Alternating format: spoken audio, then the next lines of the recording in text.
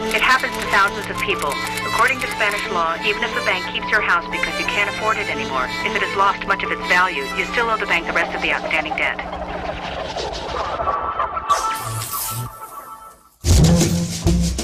My son is the one who suffers here the most.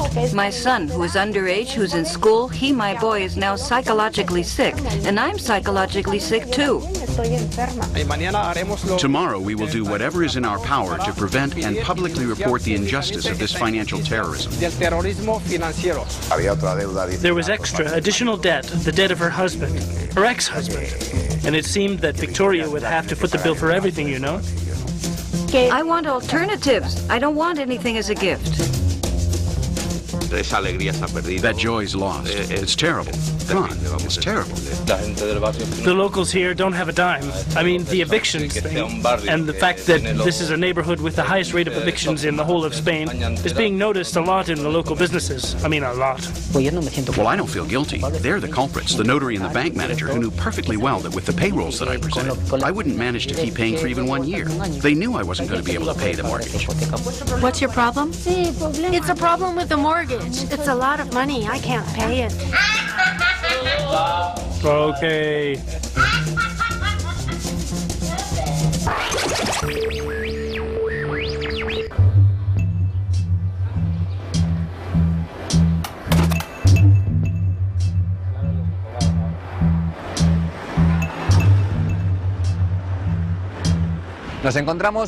We are in the south of Madrid. Hardly 20 kilometers away is the town of Pinto. On the street has moved to this town of 45,000 people to get to know Victoria's case.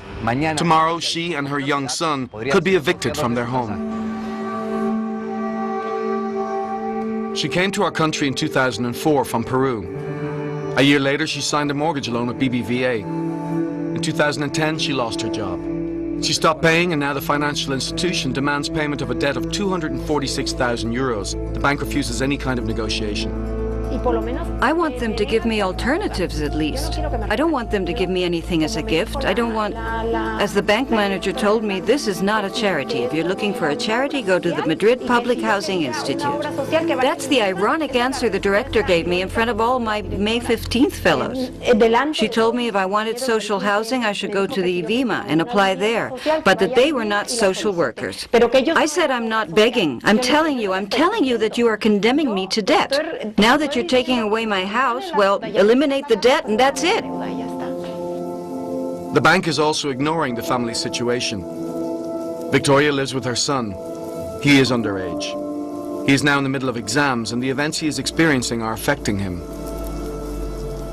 I didn't expect to get to all this. In addition, my son is the one who suffers the most here. My son, who's underage, who's in school, he is now psychologically sick, and I'm psychologically sick too. We'll see tomorrow what happens, because, let's see, I can't sleep. I'm worried, desperate, because they won't give me a solution. Their solution is that I have to leave tomorrow, and that's it. I have to leave the keys, for example, today. I had to go leave the keys at the courts, and that's it for them. That's the answer they gave me. But tomorrow you're trying to remain here in the house, right? You're trying to prevent the...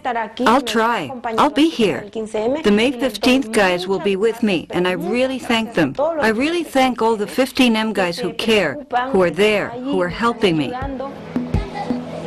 One of those people who are helping them is Mohamed Samadi, one of the founders of the platform of people affected by mortgages in Pinto.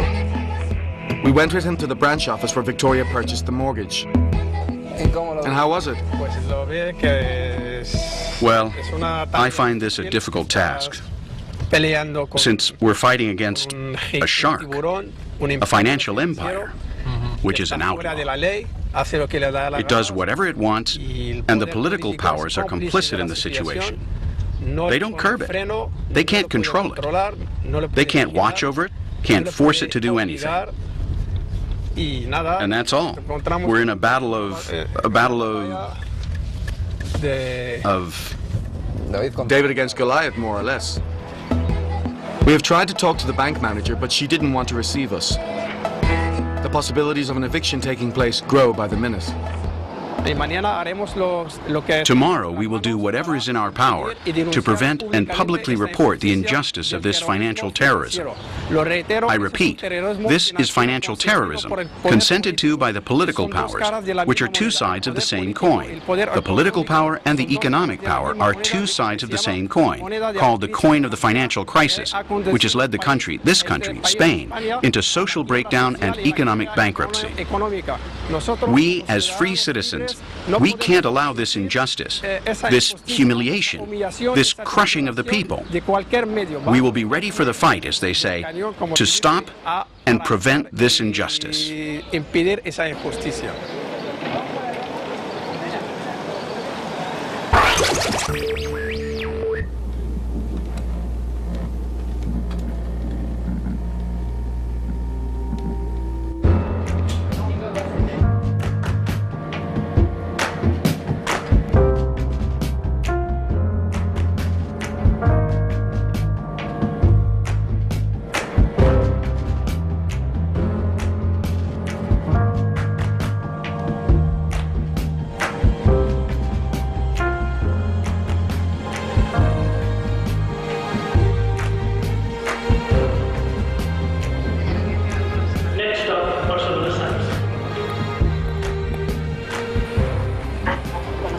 Good afternoon, Sylvia, and thanks. You're listening to The Balcony on Ser Radio.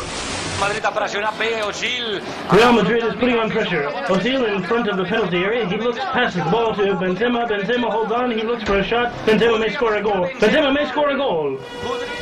On the Street has traveled to Maridana city, a suburb of Barcelona that holds the record for evictions in Barcelona. In addition, in the neighborhood itself, there's a street that the locals have dubbed Eviction Street. That's where we are, Perafita Street. In 2011 alone, 25 homes were foreclosed here.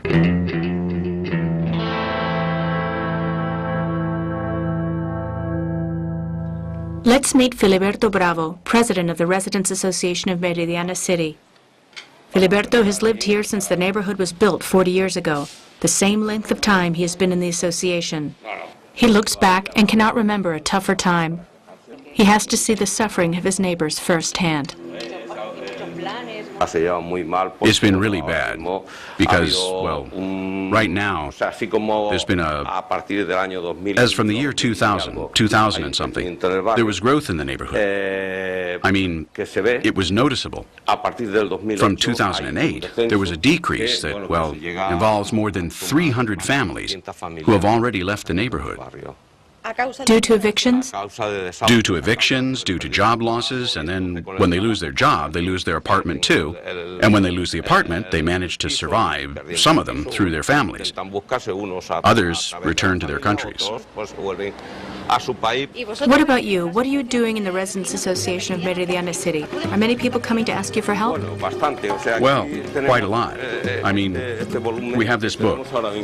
We have right now about 40 requests for attention to people's problems. But this isn't all. I mean, it's just a small percentage. I mean, most people, we would say this is 2 or 3%. Just 2 or 3%? And there are 48 applications. So how long has it taken to accumulate 40 requests? It's been since Holy Week. I mean, yes, 3 or 4. Only 2.5 months? Yes, around 3 months. And what do you have here? Cases of people that are going to be evicted? Yes. I mean, they're going to... well, they've entered the eviction stage. They can't afford their mortgages. I mean, especially when we deal with mortgages, they have to pay a lot, and they can't afford it. And they don't have enough to eat. So then we recommend that they stop paying. And take a little care of their well-being.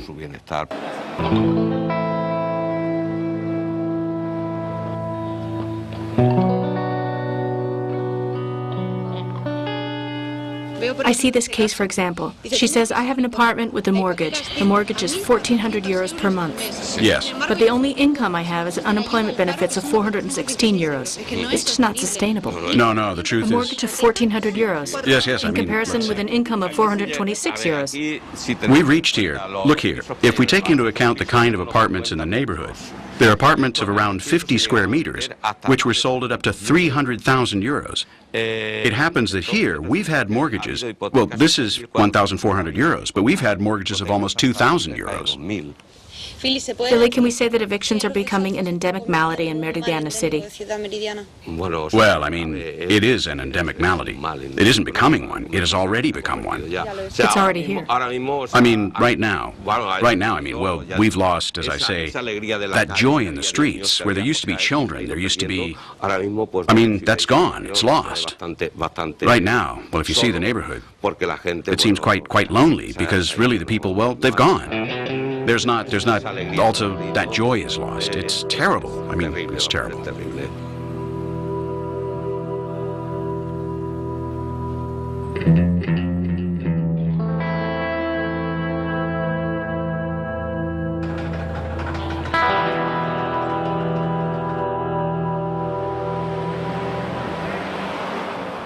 Who are we going to visit now? Now we're going to visit Mercy. Mercy is Nigerian. She has 2 little children, minors. And she lives here, but, I mean, now, well, she's practically been evicted. They just have to do it legally, because they came here illegally and they wanted to throw her out. And, well, the judge hasn't issued the sentence, I mean, the foreclosure order yet. However, we're waiting for it.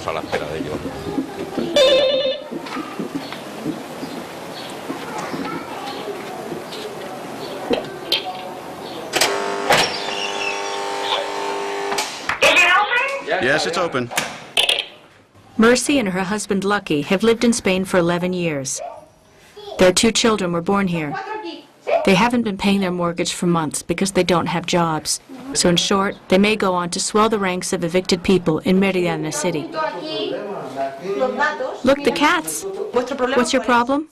A problem with the mortgage loan. It's a lot of money. I can't pay it. Look. Ow! Ow.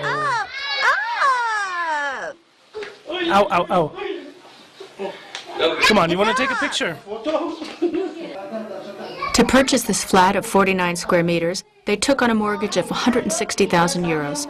Their case is another example of inflated appraisals. How much per month? How much do you have to pay per month? Okay, well, 1,100, 1,100 every month. So at that time, when I bought this apartment, I had to pay 664. And then it grows, and then it grows up to 1,100. Then it's no longer possible. Aren't you trying to get social rent? Won't the bank give you a lower rent? No, the bank won't talk with me about that. I need that money, 1,100. They are waiting for Caixa Galicia to go over their case and take into account the fact that 2 underage children live under this roof. Meanwhile, they're asking for subsidized housing. We paid and it went up and up, and I paid, but there's no work, and I quit paying. I told the bank, please, let me rent this apartment, something. Give me a solution. No.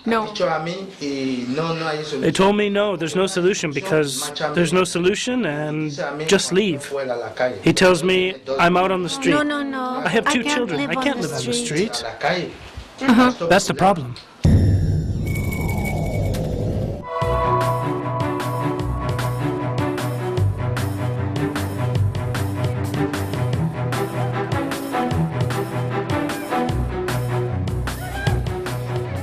Yesterday, the Joint Evictions Committee of the City Hall of Pinto met with some officials of the bank where Victoria has her mortgage. But they did not yield. They didn't consider a change of loan conditions. They did not consider accepting the home in payment. They did not consider any alternatives. Today, on the street, we'll visit one of the councillors who attended the negotiations.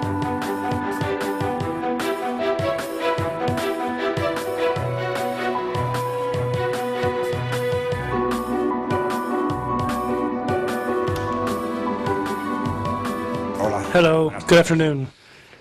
So, Look, in a room like this, of this kind, is where the meeting took place. I see. I sat down over here, more or less.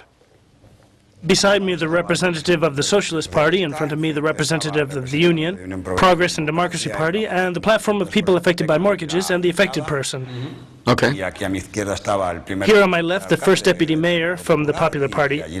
Right there, the councillor of social services from the Popular Party. And next to the representative of the Socialist Party, the director of the BBVA branch office here in Pinto, the one which has the mortgage of the affected person. Then another person in charge of the offices of BBVA Pinto and Valdemoro showed up, and also a person above him who introduced himself as the BBVA representative for the whole southeast or southwest Madrid area.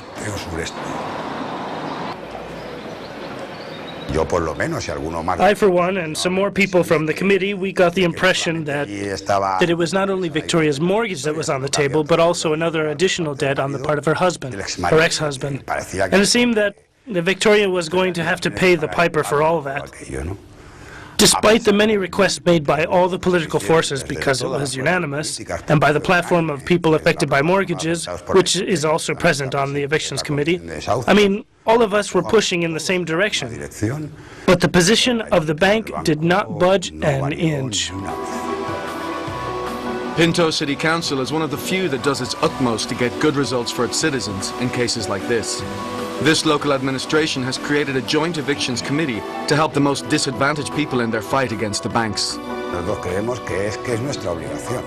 We believe it's our obligation. In other words, we believe that we are public servants, and with respect to this issue, I think we have to be the first to come forward and also move in the same direction. Then we can argue with the committee about some nuances, as I said earlier, if those should be in or not, or how many of those there should be, but when standing in front of a bank that wants to evict a family, we all have to push in the same direction. And here I must say that we are all pushing in the same direction. On the part of the City Hall, I mean on the part of the governing party, in this case the Popular Party, for example, the Department of Social Services is showing a very good predisposition.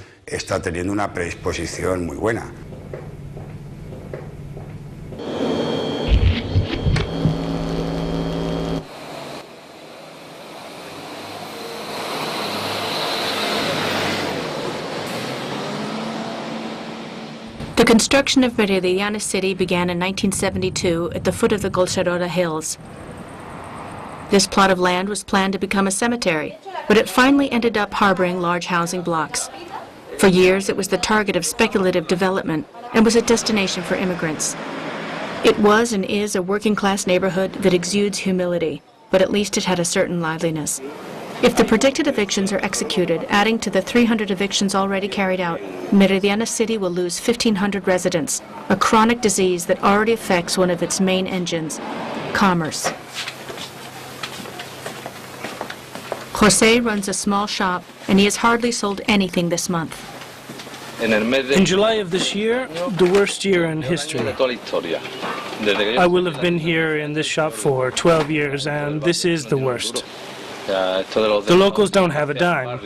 I mean, this evictions thing, and the fact that this is a neighborhood with the highest rate of evictions in the whole of Spain, it's being noticed by the local businesses, a lot. There are lots of empty apartments, and people have to try to make a living. More and more apartments have been emptied, and people are getting inside them, occupying them. But these people who come in this way, they're not people who shop in your stores, you know. They come without a dime. What will they consume?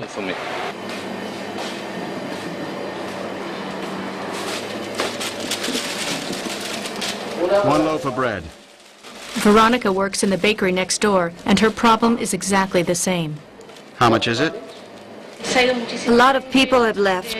Many immigrants come and squatters. The sales work, you know. The sale of bread has dropped tremendously. There are no official figures, but the Residents Association estimates that this year 400 evictions may still be performed. Among them, Jaime's eviction. Hello, my dear. What time will you come? Yeah. Johan. I don't know. Jonathan was planning to visit you right now to help you to carry things. Okay, the 18th. We could say he is an old hand. He has managed to stop the 7 previous attempts to evict him. The first eviction orders were stopped just by using papers. In the first, the second, up until the third, they were stopped using papers. Papers from the social services, from the Residents Association, from the PAH. After the third eviction attempt, they physically stopped it by confronting the civil servants and the policemen. Jaime came from Ecuador in 1999. The father of 5 children, a construction worker, in 2006 he took a loan to buy this apartment of 57 square meters. I started paying 840 euros at that time.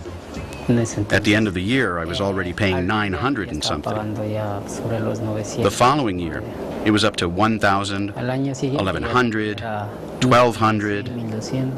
In 2009, I was already paying around 1,400. In 2009, he became unemployed and stopped paying. Since then, Caixa Catalunya has claimed a debt of 130,000 euros, plus another 44,000 in charges. 8 months ago, he, his sons, and 1 grandson were living very close to their suitcases, not knowing when the final eviction order would come. Meanwhile, the platform of people affected by mortgages in Barcelona became his lifeline. Since I met the PAH, my spirits have raised a lot. It's a wonderful therapy that's raised my spirits a lot, and then I realized that I didn't. Right, I asked for the mortgage loan, but they created that trap for us. They created that trap for us. And I don't feel guilty. They're the culprits, the notary, the bank manager, who knew perfectly well that with the payrolls that I presented, I couldn't keep paying even for a year. They knew I wasn't going to be able to pay the mortgage loan they granted me. I came here to Spain with the idea of succeeding, and not to end like this, completely ruined and with a debt of this size. You just imagine losing 1/4 of your life with the idea of succeeding and finding some gentlemen bankers who took advantage of people's naivete to grant these millionaire loans. This apartment should not be worth 250,000 euros. That's robbery. That's robbery, which was allowed by the administration itself. Jaime isn't losing hope, and with the help of the PAH, the Residents Association, and social services, he is actively looking for alternative housing. He has no lack of reasons to fight. Yes, this boy is the one who raised my spirits a lot. Besides that, he sleeps with me sometimes. You decided to fight for him. Yes, everything. And I know that the debt, well, I hope I won't have to pay it back to them, because I've already paid what I owed during the months I've been paying. But I don't want to ruin my life as those people are doing, going into vice or doing whatever. No, I have to keep fighting to the last.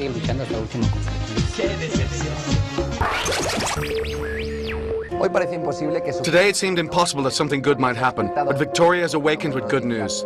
The bank has bowed to popular pressure and has postponed her eviction for 3 months. The process is still open, but Victoria and her son have gained a little time to solve their problems.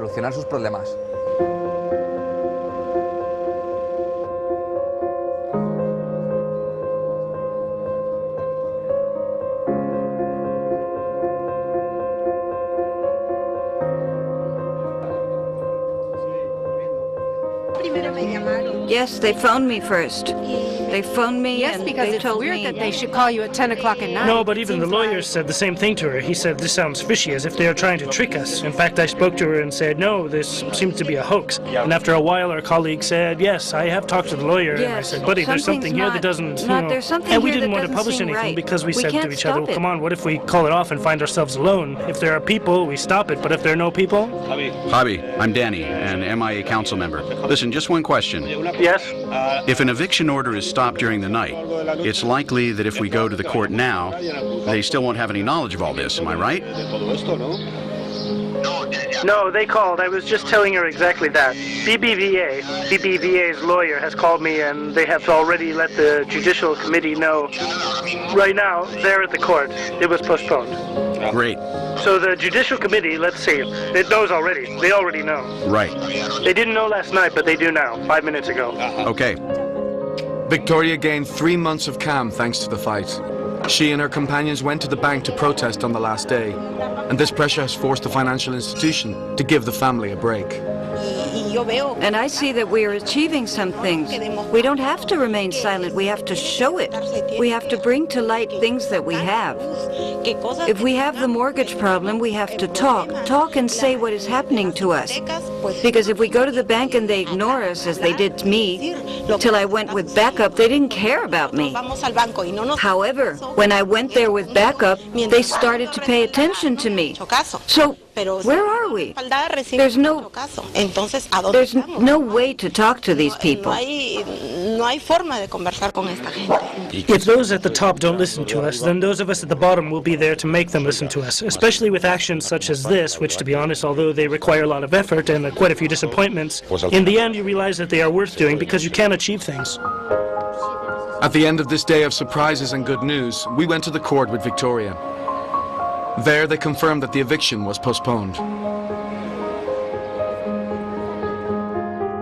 An appearance, and that's all, so there it is, presented. They told me to come tomorrow, but I wanted to be sure, so I presented it today, and that's that. It's already here, and now they can't kick me out, and my son can't be put on the street either. So I'm happy, super happy.